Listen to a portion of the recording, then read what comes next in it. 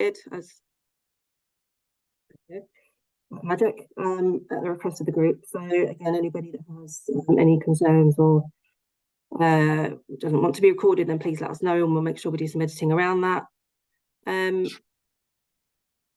Fantastic. So Samsung SM is Jane Thompson from Pole Parish Council. Brilliant. Thanks, Jane. Nice to have you with us this evening. Great. Right, next slide, please.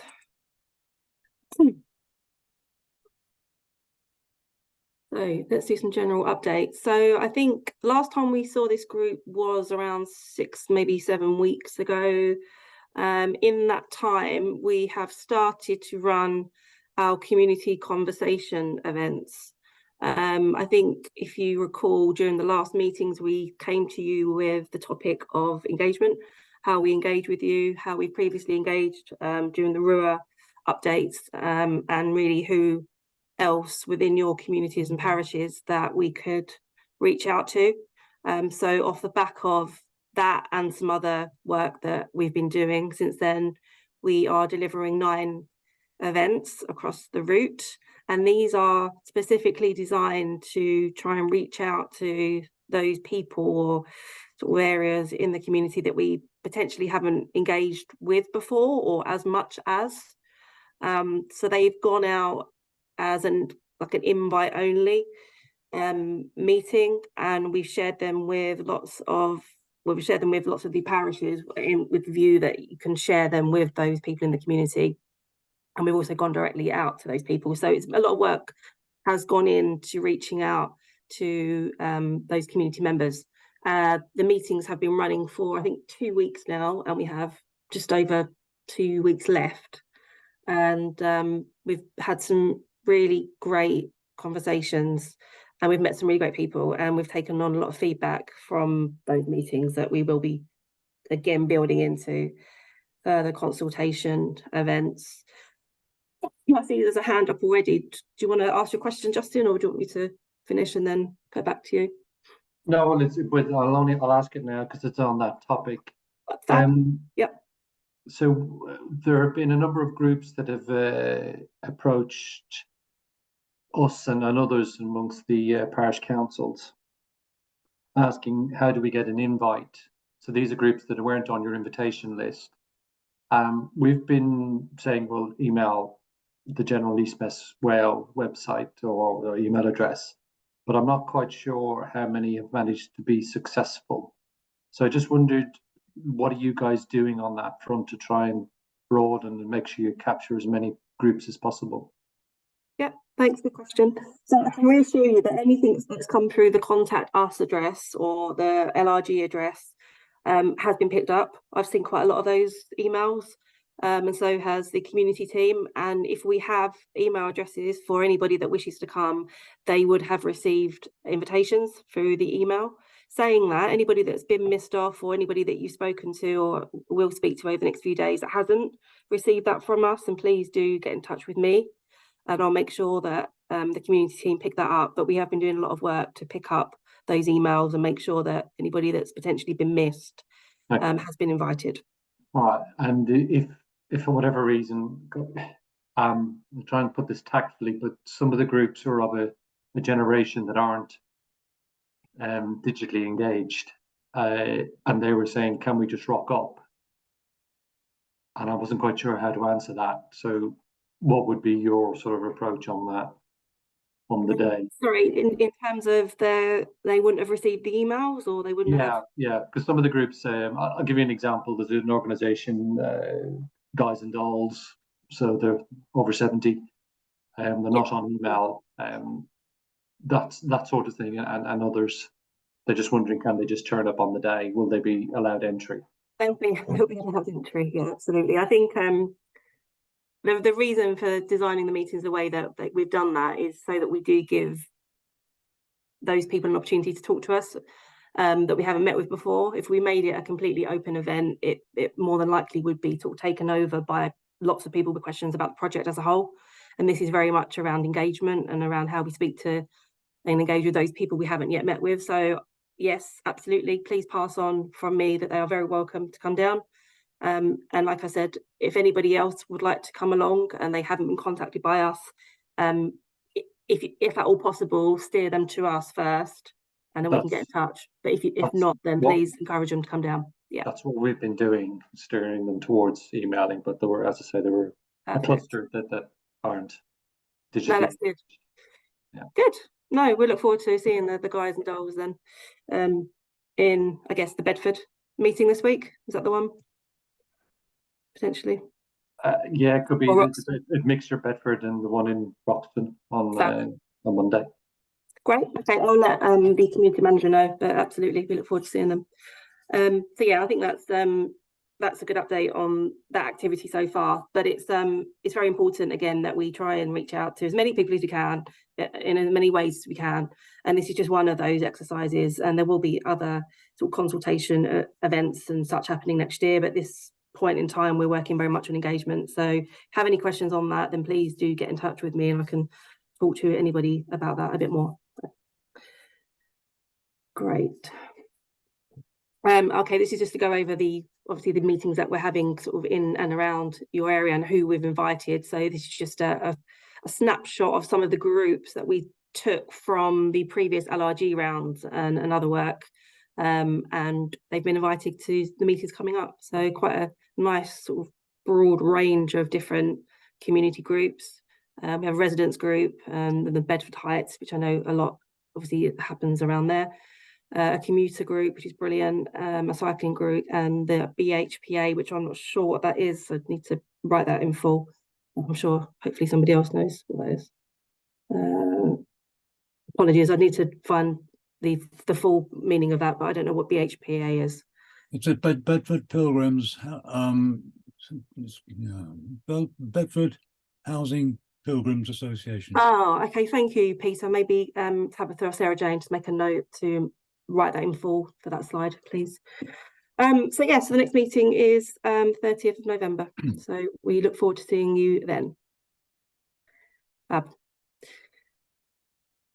Let's go over some of the previous actions from the last meeting. So we have East-West Rail to follow up with group members to confirm if they have any specific local suggestions of who they should be engaging with. Okay, brilliant. So we've done that, and that's an ongoing thing, as just sort of highlighted with Justin there.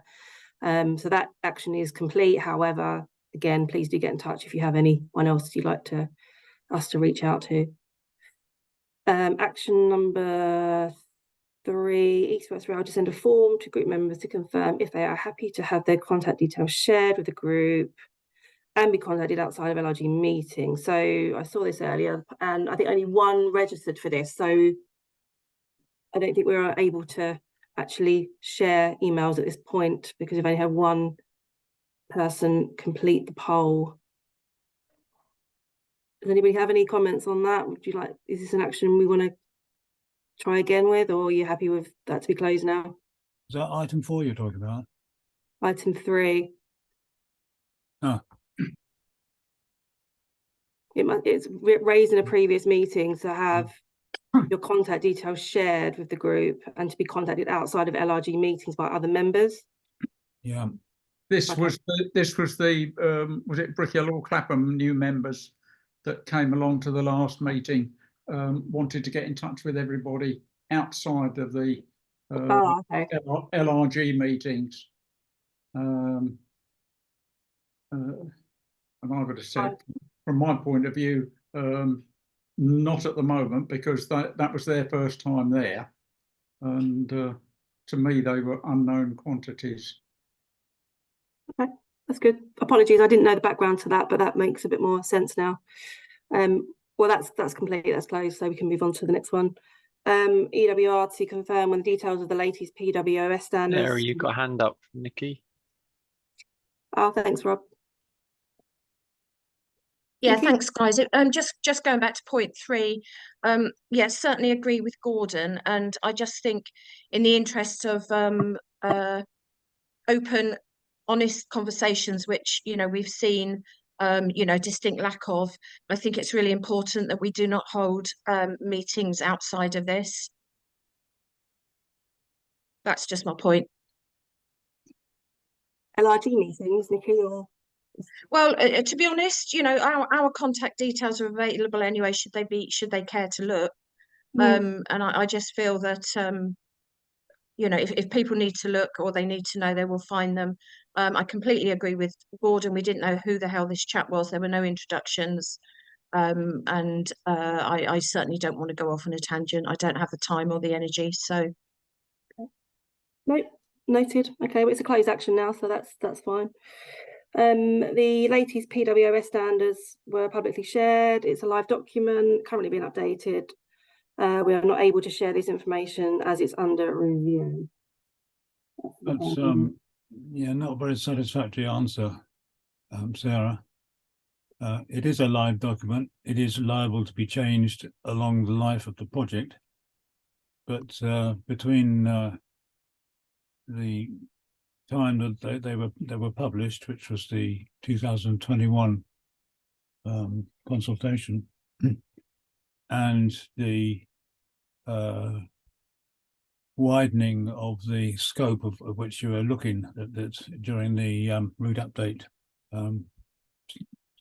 study, they didn't change at all, and then they were just put to wholesale to one side to facilitate a wider discussion on the options available, which was done and has been reported on. But you say they're currently being worked on, currently being updated. We're not able to share this information until as it's under review.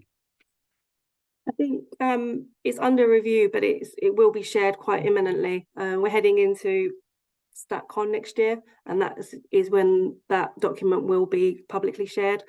I've just made a note to go back to that point to find out a bit more about it, Peter, because it's not something I'm familiar with. But at the moment, we've been steered that we can't share that. But let me go back and understand why we can't share that, and if there's any view to when we can share that.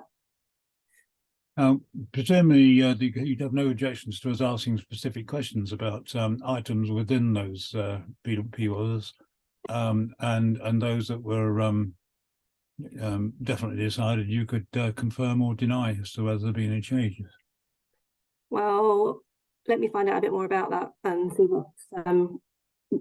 It needs more clarification as to why we can't share it, and I haven't got that at the moment. So Sarah, it's very much sort of work in progress. Obviously, the PWOS is a large collection of requirements. Those requirements are being reviewed, and some are updated, some are being more but developed. And that there's you know, so there's sort of working assumptions, but then in some places as well. But we wouldn't be in a place where we'll be publishing that until those requirements, those assumptions had been approved. And you know, some of those requirements are parts that need to be tested and proved at sort of through the DFT levels, so they become quite sort of lengthy pieces of work in themselves. I mean, you know, Peter, going to your point, you know, there's public information for the 21 consultation, the PWOS, so you can always ask questions on those points. You know, and we respond to questions. It just might be a case of some of the answers might be, you know, either a rather long answer or this is something that's been developed or looked at. Fine. Okay, then I'll collect together the nucleus of the questions that I'm primarily interested in, and send those in. They're quite straightforward. You can probably guess what they are. Thank you. Thanks, Rob. Okay, so Peter, you'll send us make them. one more comment on this on the actions following. The ones that are complete, you're not considering this evening, but in saying they were complete, it was shared in follow-up email after meeting number 12. That was the comment that was made for status. There must have been a conclusion, a positive conclusion on those things, rather than just saying, implying that there was a conclusion, and it's already been shared in an email which appeared after the last meeting. Sorry, which action are we talking about, Peter? Action number.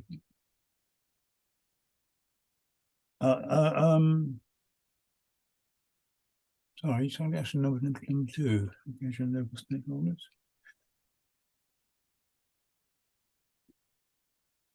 Sorry, I've lost your. Yes, I said inputs were noted. And were there any? This was specific local suggestions of who EWR Co should be engaging with. This is action number 2. Yeah, whole So, centre around the group. But Yeah, so that is completed. Because the suggestions were brought to us after the meeting, or they were Yes. shared with us after the meeting. Yep. And an email was sent to the group. Yes. So it was sent after when we emailed about the previous summary notes. We also asked if anybody had any further suggestions to share them then. Right. And we've received some back, so that piece of communication was completed. Is that comfortable? Yes. Are you happy with that? Yeah. Yes. Okay. Yes. Okay. All right. Yes. And it had the same comment for item number 3, but you've actually gone further than that, saying that you only got 1 back. And presumably, Yes, that's right. then is that that's a dead item. Yeah, it's completed. Yeah. Thank you. No problem. That's good to clarify. And number 4, Rob's just hopefully given some clarification on, so you can go back directly on any questions you have on that one. And action number 5, EWR to send a poll to the group to confirm which topics they would like to see covered at future meetings. We do send polls, and they're quite often not completed. And on this occasion, there was another one not completed.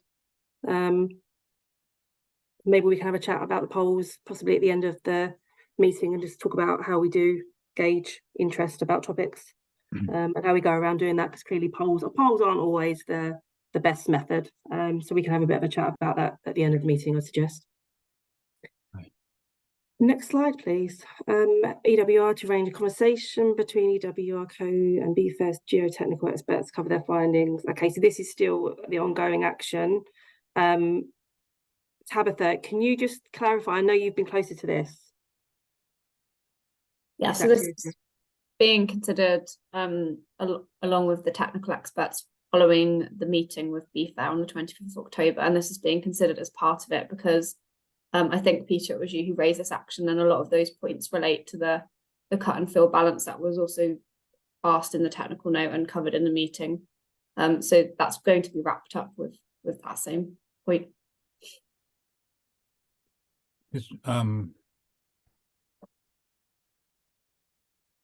I haven't had any feedback at all. No, sorry. Any feedback to those questions. Yes, and that will come in response to the BFAIR wider note, because some of them overlap. So we understand you haven't got a response, and it's being tied up as one. Yeah, because it's all being considered together. You'll be aware that the subsequent conversation between your management and BFAR was quite a strained event. Yes, what I understand that covered the technical response to BFAR, and your final column there, but I'm not aware of any progress. No, that's being worked up with the technical experts. They're going to come back to you. Hopefully before Christmas, it's all being reviewed with your points. Before Christmas. Thank you. So there's 2 activities, isn't there? There's the response to this technical response report, and then the response to the meeting that was had with Beth West and BFAIR. And I think both of those items are being addressed at the moment. One will be quite imminent, and one will be before Christmas. I think that's the steer on that. Cool. Yes, there was an intention or an acceptance from Beth West that in principle she was in support of meetings occasionally where there was a defined need, where we could come down and sit across the table with your technical representatives, which she wouldn't be involved in. It would be left to the SMEs to talk turkey. But haven't seen any progression of that idea. think it's being wrapped up. So they want to respond, the SMEs want to respond to you in the first instance, and then can go from there. Thank you then. Thanks, Tabitha. I know you've been working on that quite closely, so that's useful. Could I add something there as well, please? I've got my hand raised. Of course. The meeting it was on the 25th of October, and we were promised a set of minutes from that meeting, which haven't arrived. That was the first point. The second one was that the meeting was supposed to be a technical meeting with Beth West present, but East West Rail didn't field any technical people at that meeting. So that's the reason why matters have been delayed or deferred in relation to this particular ongoing action and other actions raised by the Be Fair response to your technical note. And all this stretches back to somewhere around about June time, May, June, when the route update announcement was made. And we found out that that East West Rail had misrepresented Be Fair's representations and submissions to the 2021 consultation. So time is ticking away, and I think we deserve a fairly early and full response, plus a meeting of technical experts to take matters forward across the piece. I endorse entirely what Peter's saying, but I think there needs to be some urgency applied to this as well. So understand that, Steve. The first point, there is a summary note and it should be coming to you imminently. I know it's being reviewed and signed off. Second point, the technical experts, as I said, are working on that and want to come back to you in writing first. And then we can go from there once you've digested that. Right. Okay, thank you. Okay, have I missed anybody else? Any more hands up? There's just a comment in the chat, Sarah, which is that from Jane, just saying, could we check that everyone are receiving the polls? Yes, we can check that. So let's make a point and look at that, but I think let's have a chat about the polls at the end of the meeting as well. Okay, thank you for the comments, suggestions. We'll take all of that back, and as I say, there should be some stuff coming out very soon in regards to the meeting that was held, so let's keep an eye on that. Any more slides on actions? No, great. Any more questions on any of that before I hand you over to Rob to talk about the A428 project? Okay, no hands up. So Rob, if you'd like to step up, and time for your update on the interaction with the A428. Yeah, thanks. Yes, I think we've got a slide of a brief overview of the A428, which you may know, which confusingly, once it's built and in operation, it becomes the A421. So that's not a misprint on the map itself. So we often get questions around our interaction with the A428, and we do liaise with them very often, and we have been for a number of years since before the non-statutory consultation. So just a quick overview. It's a 10-mile, well, will become a 10-mile dual carriageway connecting the Black Cat roundabout with Caxton Gibbet, which is just the west of Camborne. One of the key bits of work is the Black Cat roundabout, which becomes a 3-tier junction roundabout, allowing the traffic on the A1 to pass underneath the junction and a new dual carriageway. The new junctions at Caxton Gibbet and also Cambridge Road connecting into St Neots, and there's a number of other links, including for Roxton Road to connect by Boston and Chawston. A number of new bridges crossing over it with local roads such as Roxton Road, Barford Road, Toseland Road, and also it's got some similar to ours. It crosses some large pieces of infrastructure, including the River Great Ouse and East Coast Main Line. The project at the moment has been doing early works and establish works. The real civil works should be starting in the next couple of months, and its plan is to open to traffic in 2027. Can I get the next slide, please?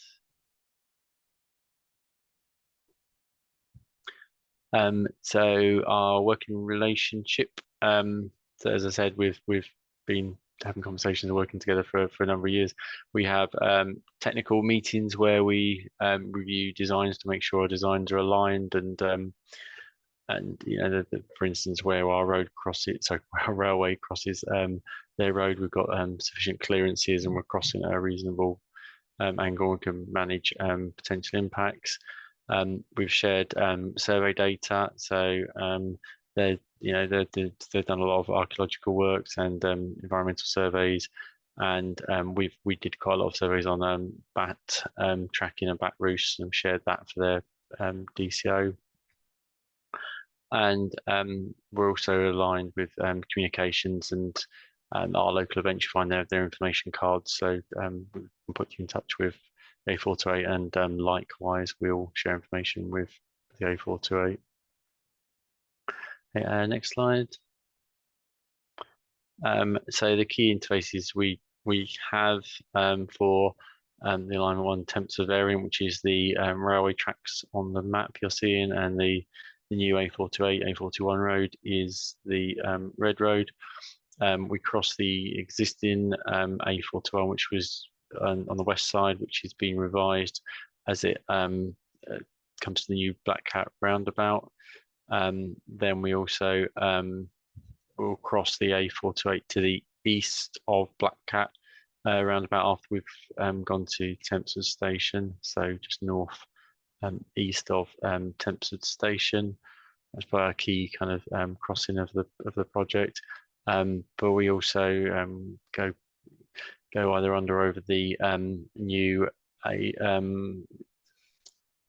the road which is going to connect St Neots from the new A428, which is kind of currently Cambridge Road. I think that, well, but no, I know that is being revised as part of the A428 scheme. And we have a number of interfaces as our route runs alongside the A428. So in the non-statutory consultation, one of the strengths of route alignments 1 and 9 was that they followed the A428, which allowed us to tuck into a transport corridor alongside them.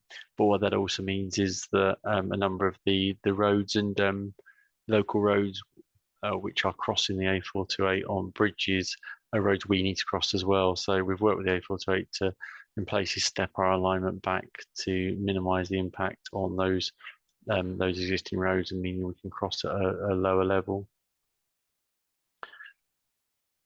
I think that's kind of got the key points. I'm not sure if anybody's got any questions or want to go back to the information.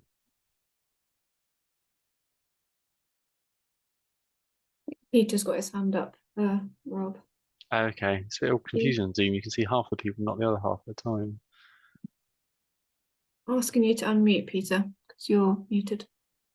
Thank you for that. Right. You say you've attempted to deconflict difficult areas as far as possible. There's one difficult area which strikes me straight away, and that's after your new line leaves Tempsford, you cross the A428 proposed at a very shallow angle. I think it's about 50 degrees. Which is means an extra long viaduct, if there's a viaduct. I presume you're going over it. We are very likely to be going over it, yes. Yes. Because to go under it, we would have to dip at quite a steep, and also that's the location where they've installed a bat tunnel for the bat routes, which follow a hedge which sort of goes sort of southeast to northwest there. So yes, we're looking at that crossing in detail, and we are looking to amend the design to make that a closer to 90 degrees. Yep. Okay, that's I'm glad to see that you're aware of that. Thank you. Yes, Right. yeah, that came up in discussions. Yep. James also made a comment. Can we please make room around the bridge and space along roadside for a third lane? A third lane on the A428.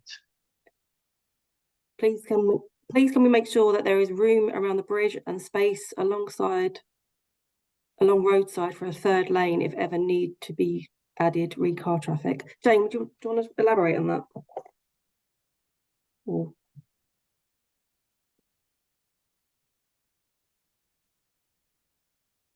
can you see that comment, Rob? If you give me a sec, I can see something popped up. I only see half a comment. Yeah, I got it now. Okay. I'm not sure I can Yeah. unmute myself. Can you hear Oh, me? yes, Yeah, we can hear you. Yep.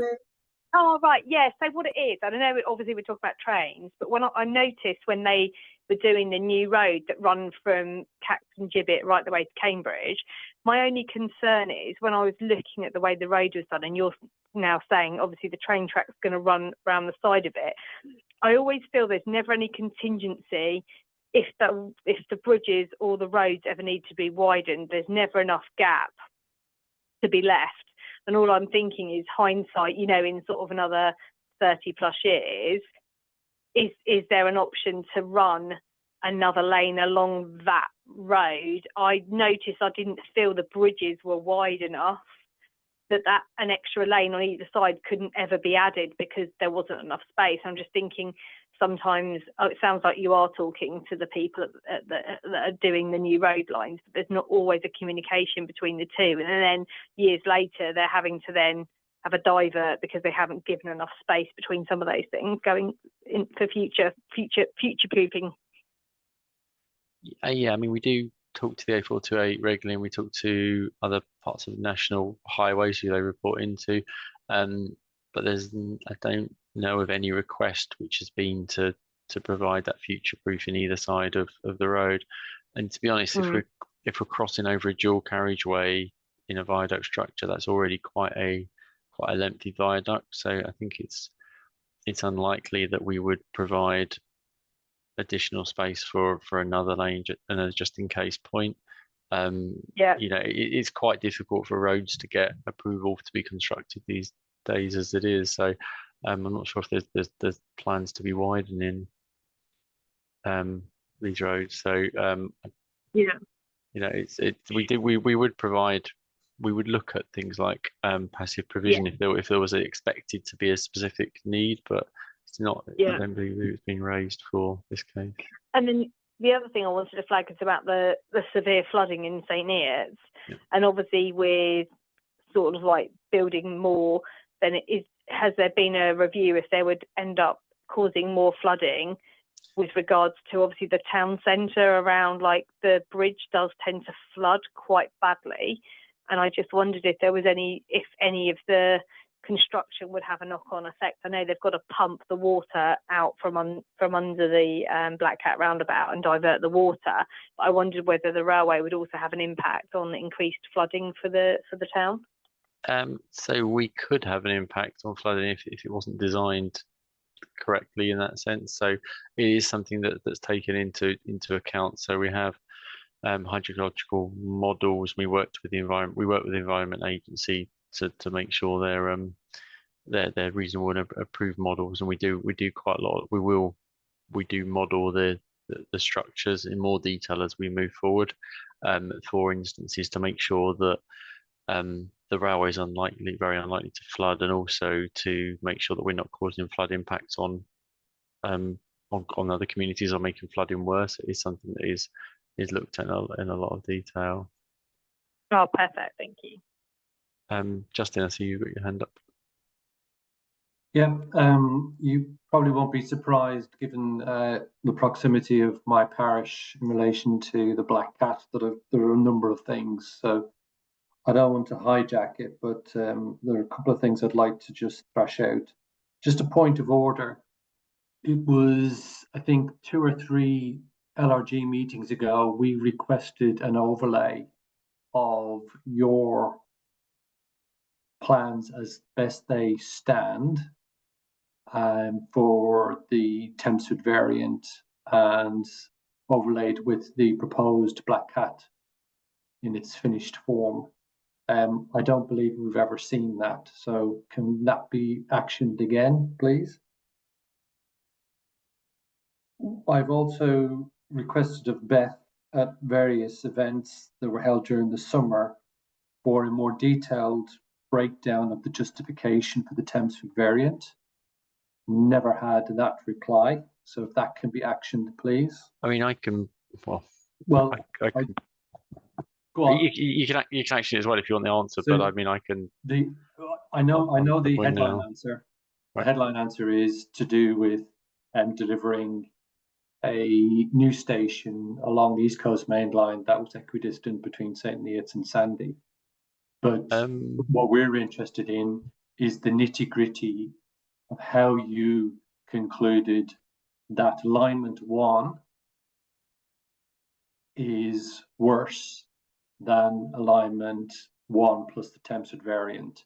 We're trying to get an understanding of how you came to the Tempsford variant. And with respect, Rob, I don't think you can answer that sort of question in any detail on this particular meeting. We want something that shows us your homework and backs up that decision. Yeah, I mean, with respect, I think the answer you're going to get is very similar to the answer I would give now, seeing as I was involved in reviewing that, and this is the area of the scheme I do look after. You were welcome to take to still, we can provide further explanation on that, but I can provide the response now, which is effectively that the decision to go to the Tempsford variant was driven by the greater potential for future development in the area. So looking at the 2 sites, looking at where Tempsford lies, or the alternative, which was the St. Neots station location, there was concerns that the St. Neots station location wouldn't provide an adequate area for a reasonably large scale future development to come forward without, because effectively you've got the sort of, you're surrounded by developments coming forward and infrastructure, and you've got the issue of coalescence with existing development, whereas Tempsford has got a greater potential to have a sort of standalone sustainable development in that location, and that's what drove the decision to go to Tempsford. Well, again, it's still not really a satisfactory answer, because it strikes us that delivery of a station, if I'm looking at your plan, where the rail line intersects with the East Coast Main Line, it intersects with the south of the red line, which was the new 428 to become the 421. Well, something just north of that took the alignment 1 north of the Black Cat. The distance between the two is immaterial to the housing development, something that I know a lot about. That's why we just find the whole answer is insufficiently detailed to justify it. It's the point I was making is, if you take where the station is and you put a development around that station, you've got a larger potential area around Tempsford, which would be feasible to bring forward development than you have the more suggested St. Neots station location. Yeah, so I mean, we admit that both of them would have provided reasonable locations for the station, but that's what the decision came down to. Okay, so ultimately that's our point. So it strikes us that something that went north of the Black Cat rather than south of the Black Cat, as you currently are doing, could still have met that objective of the housing development. It wouldn't have had the potential to bring forward the same amount of housing development in a sustainable way. So the potential growth that we were brought forward would have been more constrained in St. Neots than in Tempsford. So Rob, forgive me, I don't want to sound rude, and I really aren't, but a statement like that without justification is meaningless, because anybody could say that, and that's, it's part of the frustration that this group has with East West Rail, that we get these answers without justification. I think this is a subject, and you'll be tested on this, because one of the net results of your solution has probably added something in terms of cost to your project. Your Tempsford variant is not something that's added a couple of 100,000; it's added millions to your project. Yeah, it's a longer route, which is more expensive. Yeah, which seems unnecessary when you could have delivered that housing growth objective just as easily without the Tempsford variant. Well, that's where we disagree that we couldn't have delivered the same potential for growth. But in the absence of any detailed analysis, which is what I'm after, we can't test your assumptions. You claim to make a decision based on the assessments. We need the assessments in order to test it. Okay. I think that's probably enough said on that particular subject. There's another point that we would like to know, and I think this is answerable at this point, is we're assuming that you are reasonably advanced in your design of the line in this area. So we would like some confirmation whether or not, when as the line approaches the 421 as it is today, west of the Black Cat, whether or not that will be a continuous viaduct beyond the intersection where you cross over the 421 again in its new form.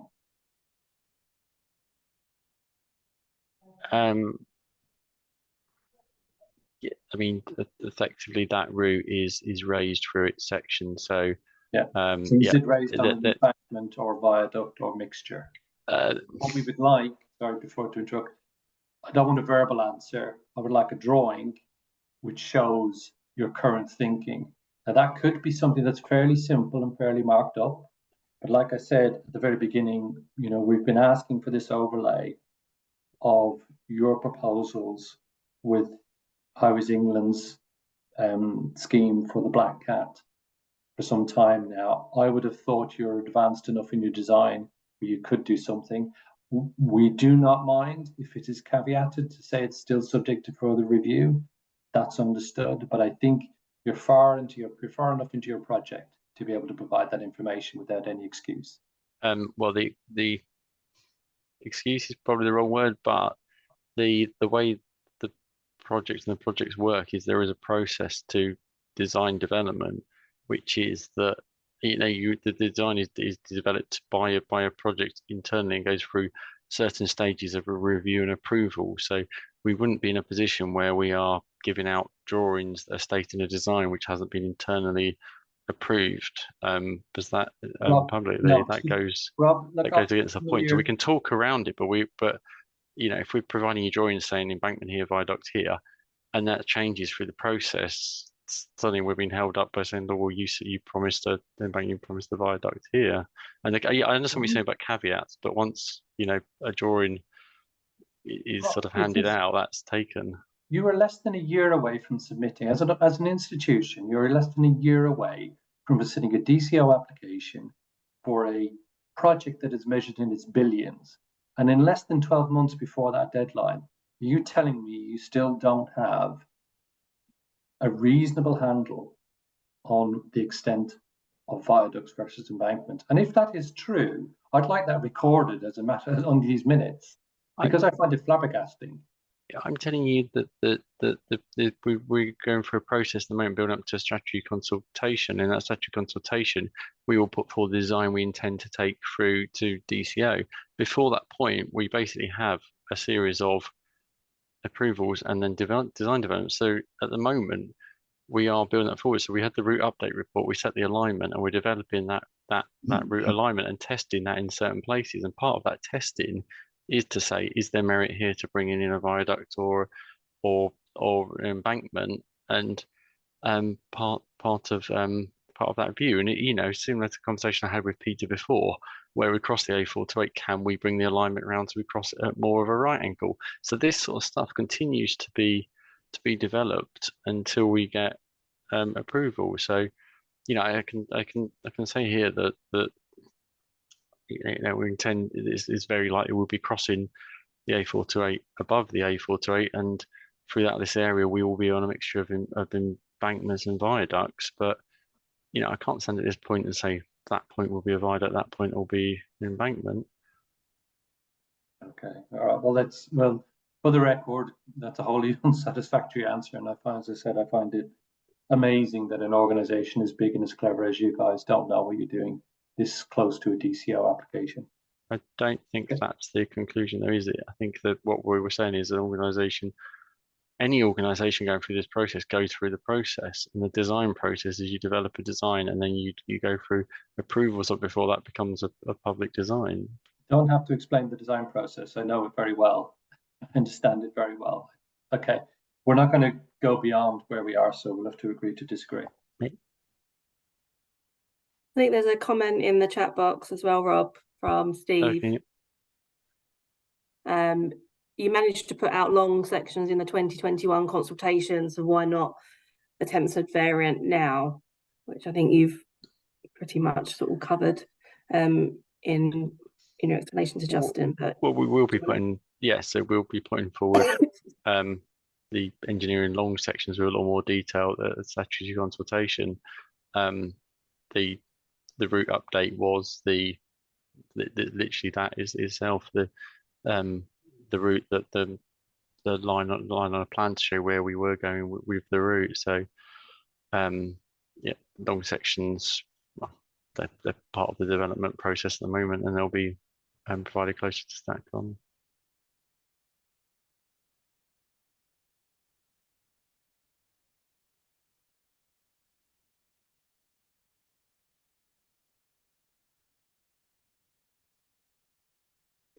Sarah, you're on mute.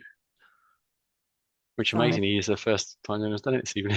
It is my first time. So there's no more questions in the chat box, but I didn't know, Steve, you had anything more to say to Rob, or if Rob should continue with the presentation.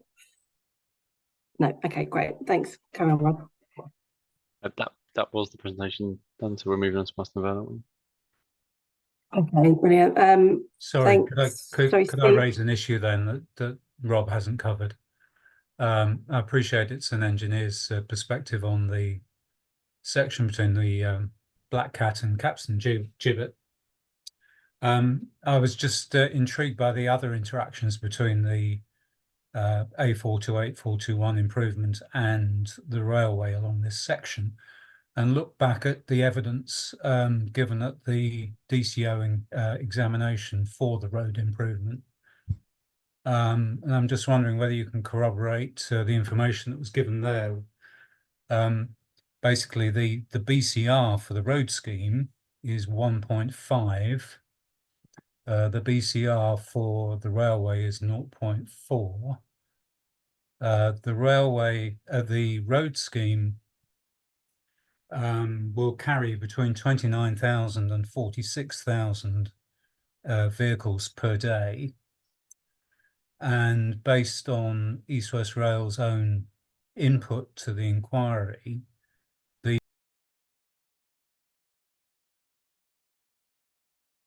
Again. And Ryan, do you need me to go back a slide? That's fine. Okay, great. Sorry, everybody. So in the 2021 consultation, non-statutory consultation, we presented a couple of options along the Marston Vale line.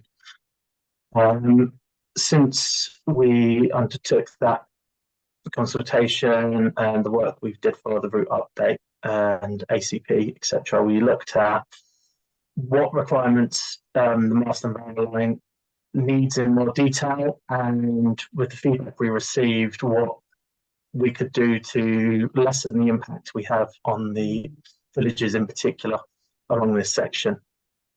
So one of the things we've done is the previous concepts had 4 or 5 trains per hour each direction running along the Marston Vale line.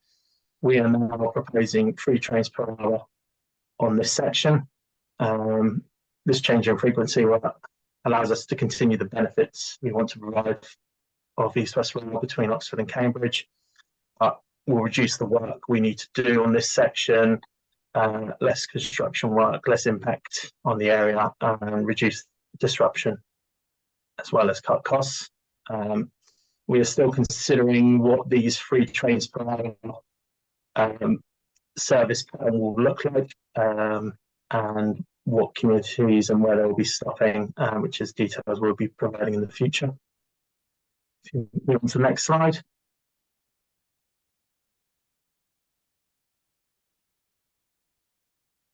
So the stations on the Marston Valley, we presented two concepts. One concept was retaining a stopping service on all 10 trains, all 10 train stations, with faster services stopping at Woburn Sands, Ridgemont, Stuartby. There's variations on the stopping. And then concept two, which was 5 new merge stations on the Marston Vale line.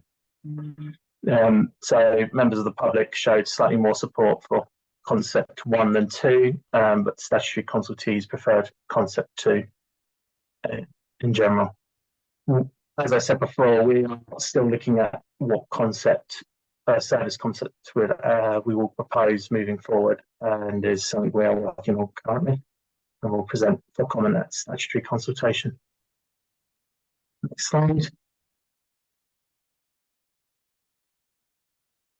So one of the other benefits of reducing the trains is we will look again at the line speed that we were proposed. So originally 100 miles per hour were proposed along the Marston Vale line, as it's proposed along the whole of the route. But and the current line speed is 60 miles per hour. Looking again, we can reduce the line speed along this section. We're still determining what that line speed will be, but still provide faster services for the trains running through. What this means is it allows us to reduce the amount of works we need to do on the Marston line. It's it's quite an old line, and it hasn't been well maintained in recent times. There's a lot of old track along here and such. So whereas previous proposals were to completely rip out, by reducing it, we can look at more targeted renewals on the track. Alongside that, by reducing the line speed, reducing the number of trains, it's allowed us to review what we're doing at level crossings along the Marston line. So there are 30 crossings in total between Bletchley and Bedford.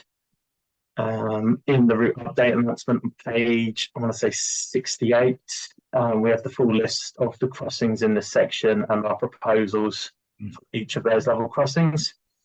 If you want to see more detail and some reasoning behind them, in simple terms, there are locations such as Woburn Sands and Littleton in particular where we were previously proposing to close the crossing.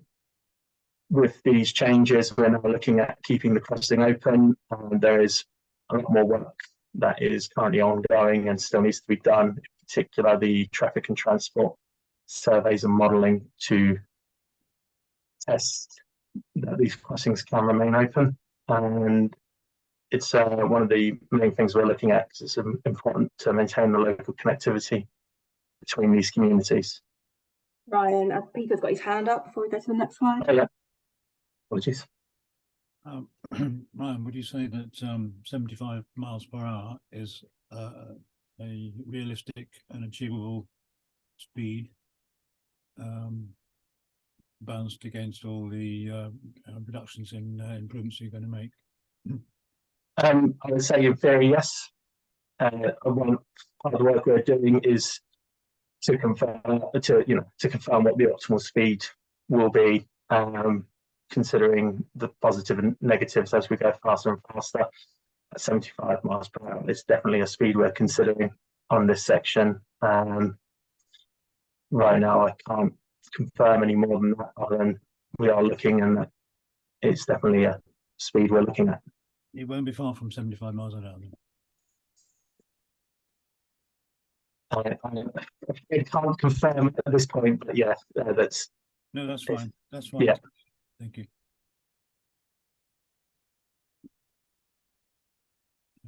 Next slide. I think that's general overview on the Marston Vale line. If there's any particular areas, sections you want me to provide more detail on, obviously there's a lot of stations, locations and level crossings, so that's just the general overview. But if there's a particular location you would like to discuss at a bit more depth.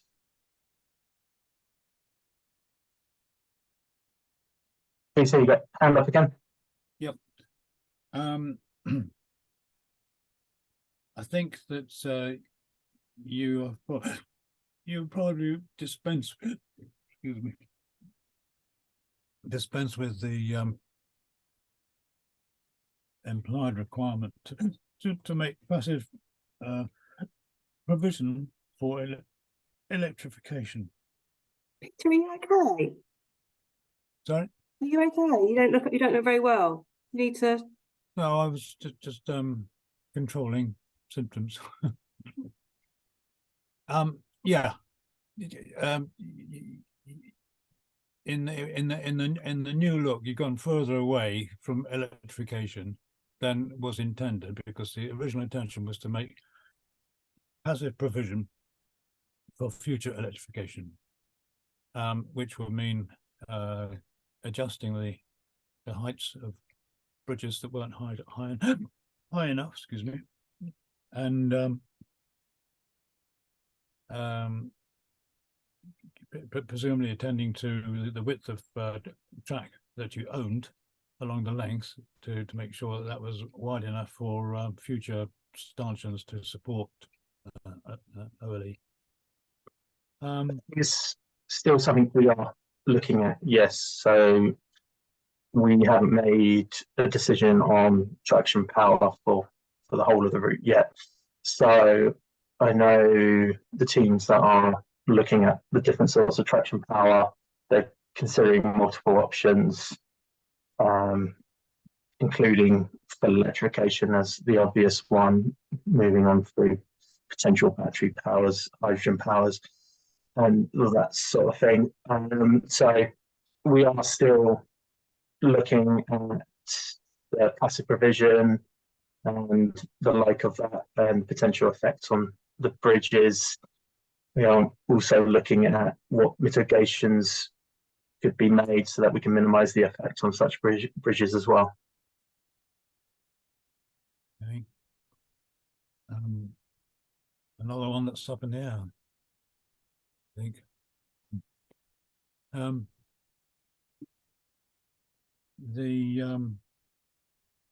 the actual track bed itself, were you committed for the 100 mile per hour service to make significant reparations or refurbishments to the track bed? Yes, as I'm sure you're aware, obviously with 100 miles per hour, we move on to the more high-speed requirements of a rail line in particular. So the Marston rail line is not suitable for that speed as it currently stands. So it would have been a case of, in simple terms, ripping it all out and putting a new track bed, a new track in. With looking at reducing and moving to the lower set of standard requirements for those speeds, we can now look at, as I was saying, more targeted renewals. There are some areas which are still not suitable and have been looked after for a long time and are old now. So we'd be looking to replace those elements and of track and track bed. But generally, we're looking to try and retain as much of the existing track as we can. Okay. Are you still intending to twin track the section coming out of Bletchley? Yes, apologies, that's not on that yet. So even with with the 3 trains per hour in each direction, we still need to twin track that section of the railway. So that runs between Bletchley to just over the A5 section will be all twin tracked. Yes.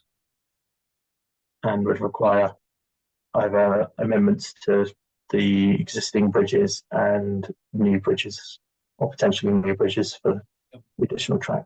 Yeah.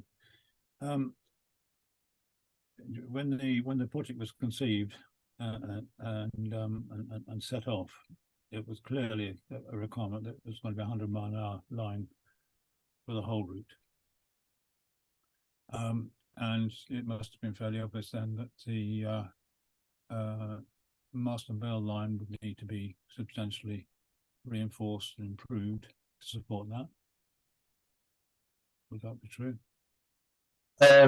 Yes, but part of what we did, if you look at the Marston Vale line and the concepts we've been proposing, the actual ability to achieve 100 miles per hour in this section is quite minimal. There's only even if you go for the concept 2 with the 5 stations, there's only a couple of places you can actually achieve 100 miles per hour, and it's for a very short duration. Yeah. So kind of part of the logic and development of the design, it became a point of there's also a lot of work for very few benefits unless you look at even more station closures, which we're not looking at doing. Okay, so it must have been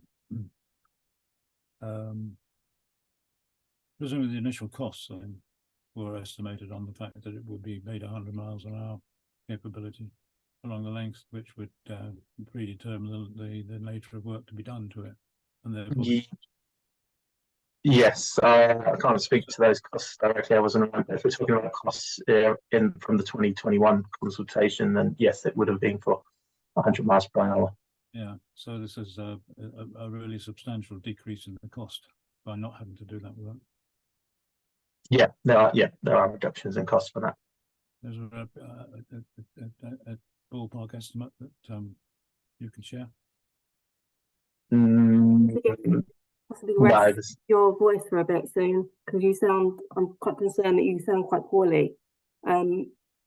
Nikki's got her hand up. Can we go to Nikki and then maybe go back to Peter and Justin as well? Is that okay, Peter? Maybe give you a chance to have a drink, because I'm a bit concerned that you don't look very well at all. So Nikki, you're next. Yeah, maybe it'll give Ryan a time to think about answering Peter's question. Yeah. I guess a closing remark really. Obviously we're now gone down to 3 trains an hour. So my back of the fag calculations suggest that's 1 every 20 minutes. When will East West Rail stop peddling the myth that this is going to be a 35-minute door-to-door service? At the minute, I'm dropping my son off at the station. It takes me 20 minutes in the morning, and he doesn't even have to park his car there. Should I be parking a car, it would take me another at least 10 minutes to A, find a space, and B, pay. So we're now 30 minutes. Maybe another 5 minutes walking, grabbing a ticket, finding the platform, and then assuming I haven't missed a train, I've got another 20 minutes before the next one comes along. So we're now 55 minutes. I haven't even sat on the train yet. I think East West Rail are just being so disingenuous. Again, telling people 35 minutes from Bedford to Cambridge is basically a load of cobblers. I can drive to Cambridge in 35 minutes. I really feel that you should stop peddling myths, stop lying to people. It's just rubbish what you guys are saying. That's my statement, and please, can you minute it? Thank you, Nikki. I can answer this, or I'd like to answer this at least. I think, what we're proposing is optionality here. Clearly not everybody will be taking the train, but their options are to take a train and to get cars off the road. I live in Cambridge. It's horrendous to park. It's expensive to park. These are options that we are putting forward here. Really, it's taken. I know your opinion is very different, but clearly this is how we're proposing why we're building the route the way we are, where we're going, and how fast it takes is because we're enabling people to have options. And getting the train is one of those options. I've taken on board parking at stations is going to be more time consuming and will affect the journey, but we're not peddling lies. These are optionalities that we're tabling here. I just wanted to make that point. I don't know if Rob or... So the actual train journey from Bedford to Cambridge will take 35 minutes. The journey either side of that is going to add another 30 minutes at least either side of that. This is what you are not telling people.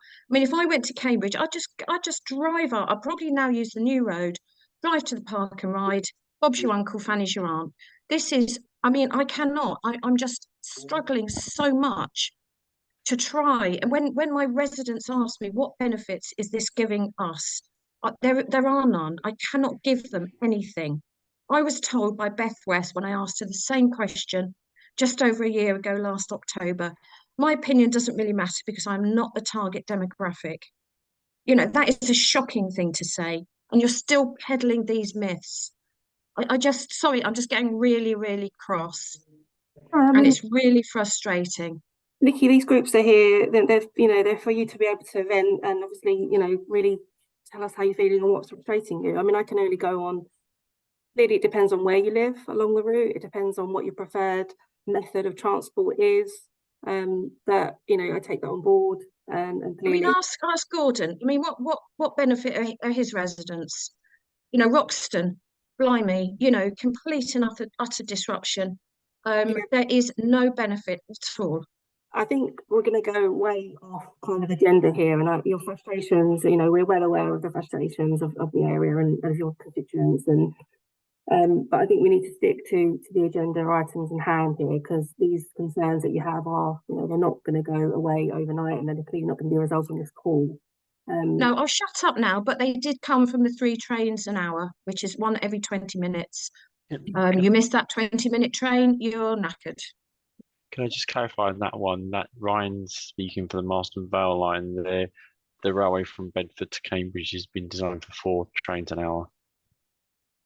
I know you've got a wider point to that, Nikki, but I just want to clarify while we're talking about that. Thanks, Rob. Okay, thank you. So it's 15 minutes rather than 20 then.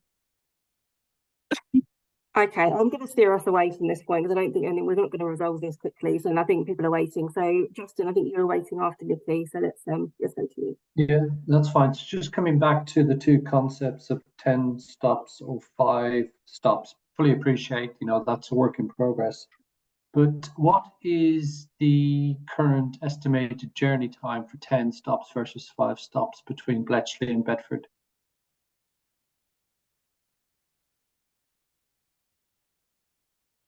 Yeah, that is a good question. I'm trying to remember what it says. I can't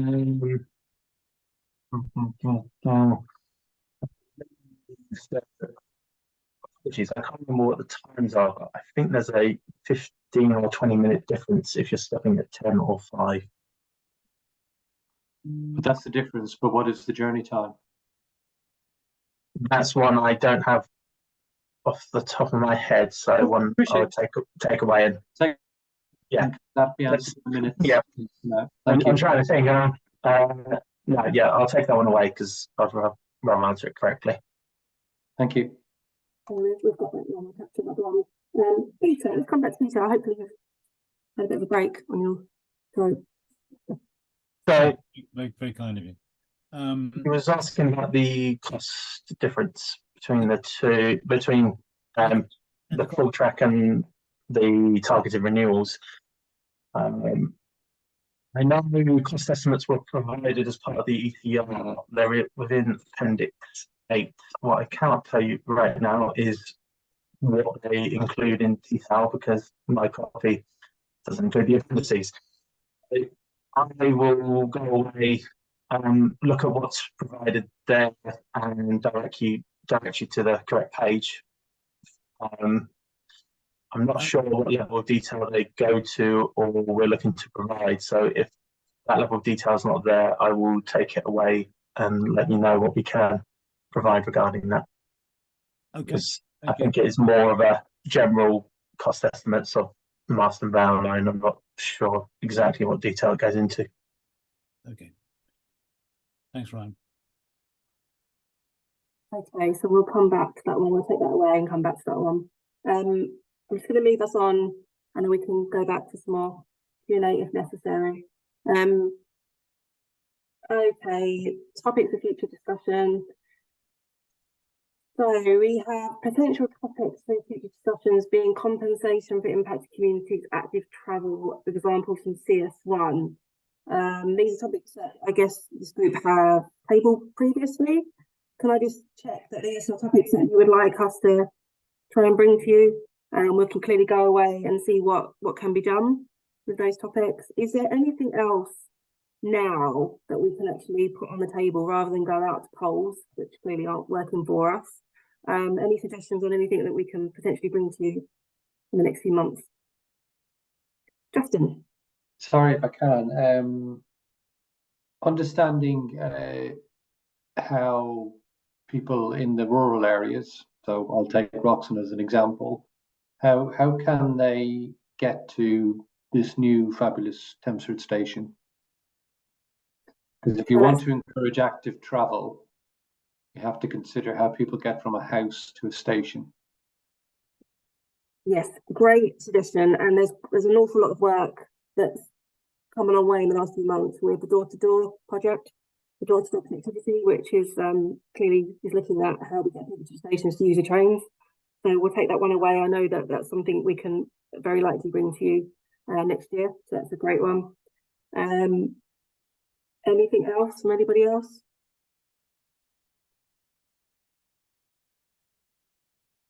Okay, so that brings me to the next sort of question, really. So your meetings are every 6 weeks.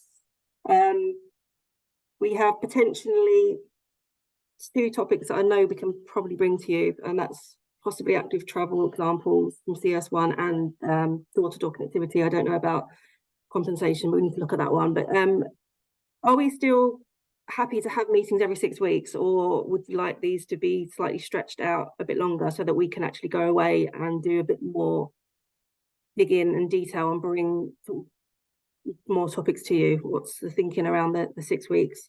I'm very happy to continue, but I'd like to just, table this now. Yeah, I'm all for the 6 weeks. Happy with 6 weeks? Happy with 6 weeks? Okay. Right, let's continue with the 6 weeks and see what we can bring to you. I mean, again, if the topics that you've asked for aren't ready in 6 weeks' time, we can potentially bring a Q&A session to you. We can bring back one of the subject matter experts, or we can bring back Rob or Ryan and maybe get into a bit more detail with some of the stuff that's been raised tonight. That's always a possibility as well. If that's something that's of interest to you. Yeah. Okay. Let's have a look. Oh, great, new slide for this one. So you're well aware of the frequency and how we return the meeting summary note to you.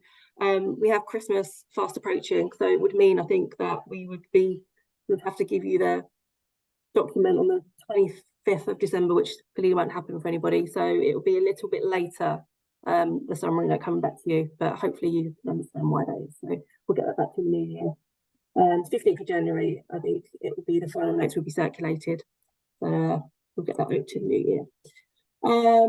What else was I going to say about that? Yes, I was going to actually go back to the earlier actions as well, just say that we will follow up on those actions from the BFAIR meeting and the summary note from and the technical document. So let us go away and get a bit of an ETA on that for you before the end of the year. Clearly you should be seeing that before then, but let's try and get some more time frame around that.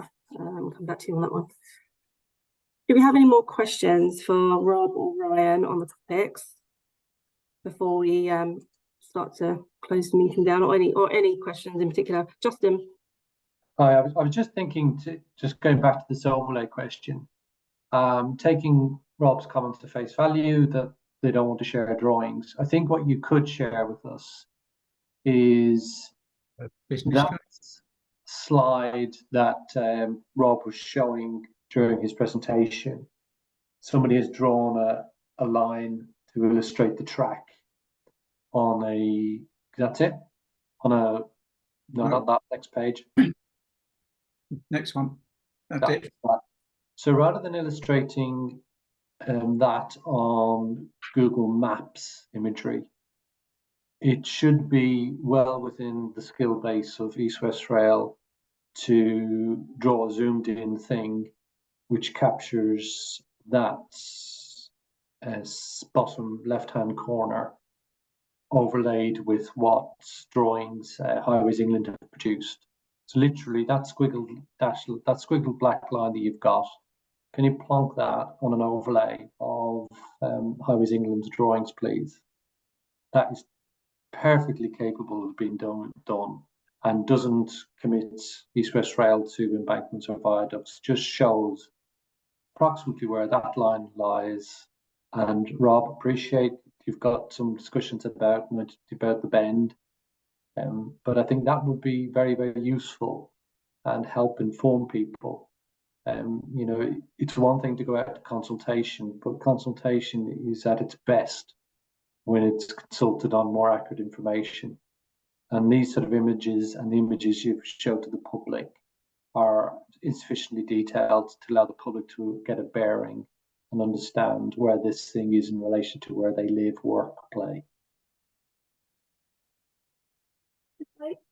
We will Rob, take that away and see what the art of the possible is for you. Yeah, let's have a chat tomorrow. I kind of feel we've shown, because we showed a few images, didn't we, in the route update report. But I'm not sure we have done what Justin has asked for. But yeah, let's have a look and see what we can overlay with the various different technologies we got. Yeah.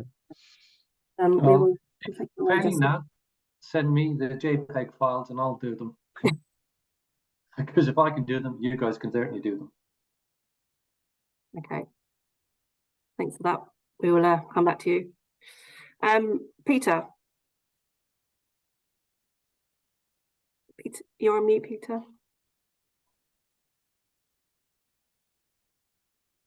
For considering the proposed Tempsford station, which is a split level, split grade station, what are the estimates of the overall height of this combined structure?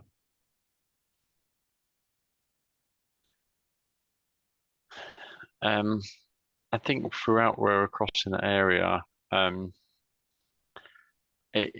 we end up as a sort of similar place where it's been designed for overhead lines, and therefore that's approximately sort of 6 meters above the line. So Well, I think we can kind of we work up in spaces there that I think our sort of track bit was around 10-12 meters through there, we showed on the plan. So we're adding to we're around the 15 to 20 meter mark in those places. Right, so that's yeah, because that's in fact going across an already electrified East Coast Main Line. Yes. Starting position. It's just how much gets added on top of that, Yes. with the potential, I suppose, for electrification. Yes, I mean, I think through the cross sections we're showing, we're all, if you look along the whole route, we're in a sort of similar height, because we're always where we're clearing the railway lines and the roads. So yes, we recognise there's that we will that does sort of stand out on the landscape. There's visual impacts we need to manage in that space. I did try and Google some examples of split level stations. Came up with very few, in fact, virtually none. So it's not a popular idea. No, and I mean, we obviously our line will be crossing over the top of the East Coast Main Line. There is still design development and debate whether we'd have the platforms above, which gives you kind of very direct circulation, or you have the platforms off to the side, which makes construction easier and so a bit less sort of visual intrusion there, and you can play around with the location a bit more. So that point is in development, but I mean, I think it's fairly clear we're going over the top of the East Coast Main Line. But So it's going to be raised, yeah. You'll be talking with Network Rail, won't you? We will, and we have been, yeah. About them building their half of the split level station. Well, I mean, we'll be working with them, but yes, we'll be building platforms on the East Coast Main Line. So you're going to build the whole thing with their agreement? Probably how it gets delivered sort of changes as you go forward, but it's the platforms on the East Coast Main Line are part of the East West Rail scheme. Yes. In construction, in reality, how Network Rail are involved, how we're involved, you could have lots of different models for that. But yes, we've been in conversations with Network Rail on that station for a long time. Are there any discussions or thoughts going forwards about the possibility of providing actual train interconnections between the two lines? There has been discussions of that, and that's something we are not pursuing. I think there's probably have to dig that out, but the kind of headlines I think are that the East Coast Main Line is very close to capacity, and we would run it. It'd be able to have additional stops for stopping the services. We have additional stops for us, but we wouldn't be able to put additional trains onto that line without being expense of other trains. Plus, obviously, our services is kind of east to west service, so you're then changing the dynamics of the service. Yeah. So it's not something that's been actively pursued. Okay. And I think, can I, sorry, Peter, but Gordon had his hand up and we're going to be overrunning quite a bit soon. So can I just move over to Gordon very quickly? Yes, just a quick one. With the fact that you are reluctant to put anything on paper and share it at the moment, can you tell us if, when we're talking about this elevated station junction, whatever, at Tempsford, is there a similar anywhere else in the country, or is this going to be a completely new innovation?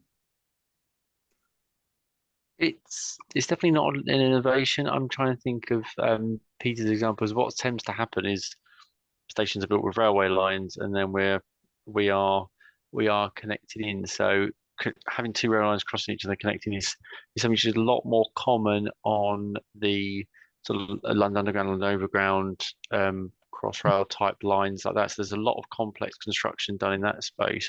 We can look for an example. Mainline stations, you know, anywhere on Network Rail or sort of Northeast Rail, whatever, Great Western Railway.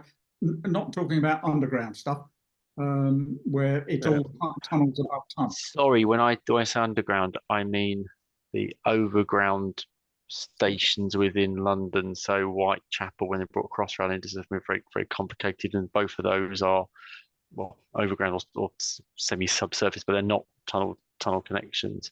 I think there is a few examples I've seen. We can kind of provide that back as a post-meeting note. I'd have to look at that. I think it is quite rare, not because. Sorry, Ryan. I thought you were. As well in London, there's Thameslink and Midlands. Can't think which one. East Midlands, isn't it? And South Eastern. I think your sound is crap, Ryan. And you get it looked at before you come back again. This is strange because it's going to be something Zoom, because I speak to Ryan every day and he's fine. But there is a couple of other examples I was sent through as well when we had these discussions. I think it's probably rare more because of not because it's complex, but because when the projects go forward, it's not a necessary part of the project. Rather than East West Rail, it is actually a mainline railway that is trying to connect at right angles at a number of stations. Yeah. So you can't point us to any particular place in the country and say this is the sort of thing that we're looking at. We'll have a look and get back to you. Off the top of my head, I can't recollect something exactly the same. And I think Ryan's given an example of where we're being built across crossing lines. It must have been done somewhere. Okay. I think that the station we are looking for at Tempsford is quite a simple station. The complexity in it is just the fact that platforms are raised, and platforms are raised on many stations across the country. So I don't think there's anything particularly complex. It's just that effectively we are building a large bridge structure of the railway that happens to be holding platforms on that. Okay, thank you. Thanks, Rob. Thanks, Ryan, for both of those topics. Thank you, everybody, for joining tonight. I hope you found both of those topics useful. Thank you for suggesting the other topic. We can certainly pull that one together for 6-7 weeks' time, counting the Christmas period. Again, meanwhile, please do contact me directly if you have any questions. We will be in touch soon, I'm sure, on some of the other actions. And really just thank you very much. Thank you for letting me chair the meeting tonight, and have a great Christmas, I guess, because we won't speak before then in the new year. And we'll talk to you all very soon. Thanks for your time. Thank you. Thanks all. Bye.